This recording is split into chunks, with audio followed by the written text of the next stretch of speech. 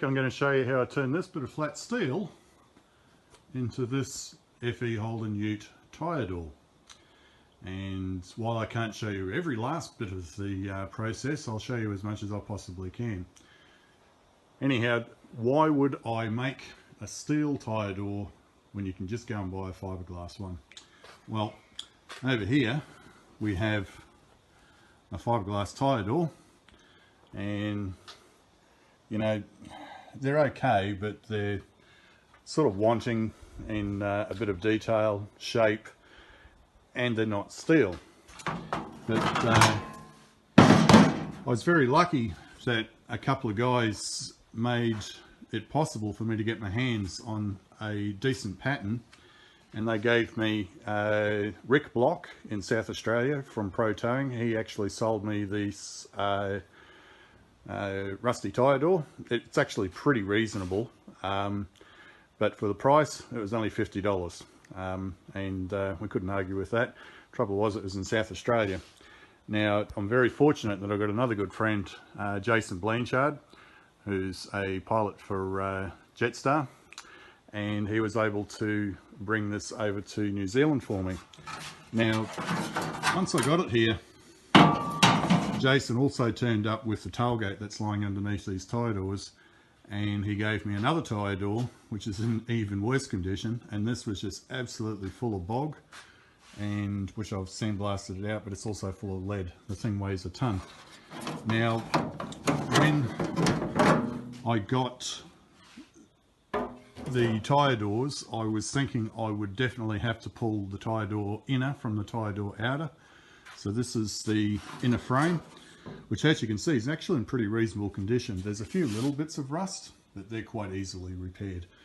I will not have to remake the inner frame, so that's a bit of a blessing. The outer frame, all sandblasted, and as you can see these parts come up pretty clean sandblasted.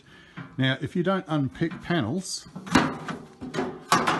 look at all the nasty surprises that are hiding in behind. A lot of people claim that they do bare metal restorations, but in reality all they're doing is just polishing the outside metal. So I've unpicked the inner frame from the outer skin. I've yet to put them back through the blaster and repair the rust. But anyhow, follow along as I do a slideshow and show how I turn a flat piece of steel into a nicely formed tyre door. Just as a point of interest, this tyre door sitting on the F.E. Ute now is just sitting there with some magnets. There is no trickery with trying to find any other way of holding the thing on. So I've got a couple of welding magnets holding it on for now. Now this is its very first offer up to the Ute. What I did is I copied the original tyre door that I was using as the pattern, this one.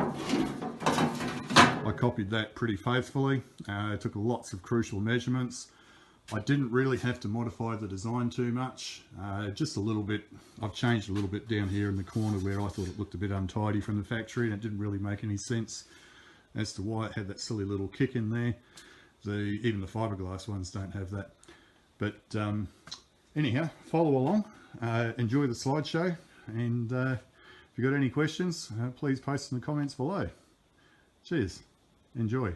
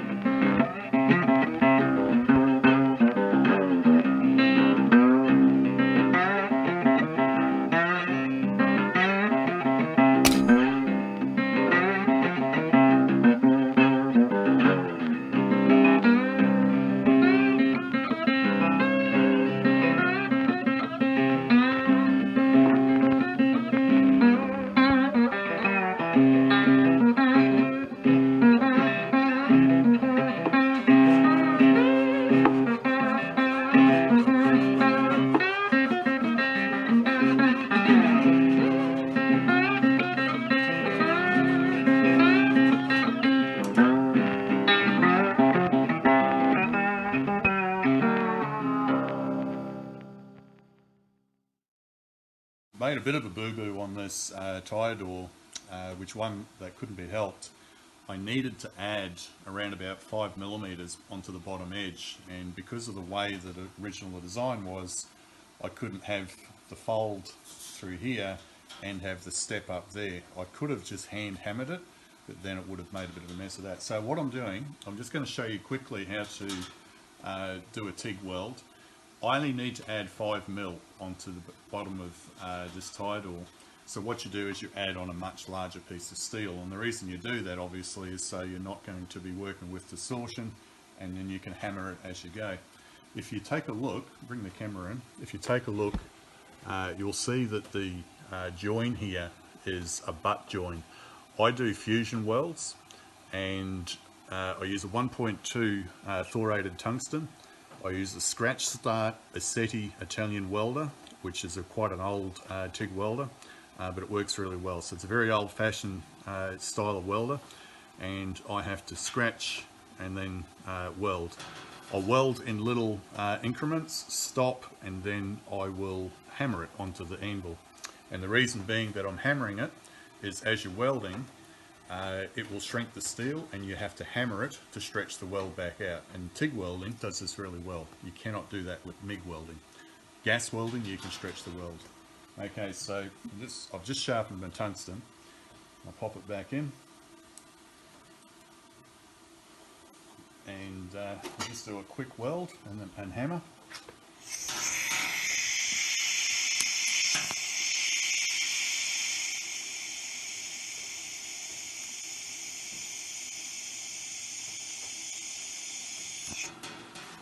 Okay, so that's enough, and then TIG back down. While this is still warm, I'm going to give this a bit of a hammer. It's pulling, and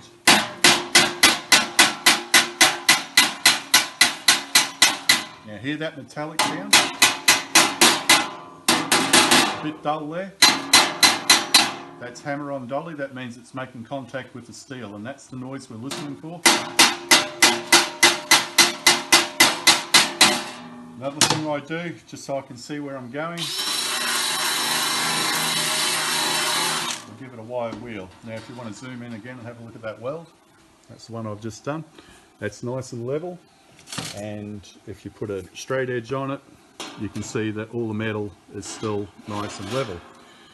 I will then later on metal finish this, so this all becomes one, and you won't tell where it's been. When I'm ready to add the 5mm, I'll make a line across here, plus 5mm, and I will simply cut this off, and then it'll be back to the right size and be distortion free. Okay.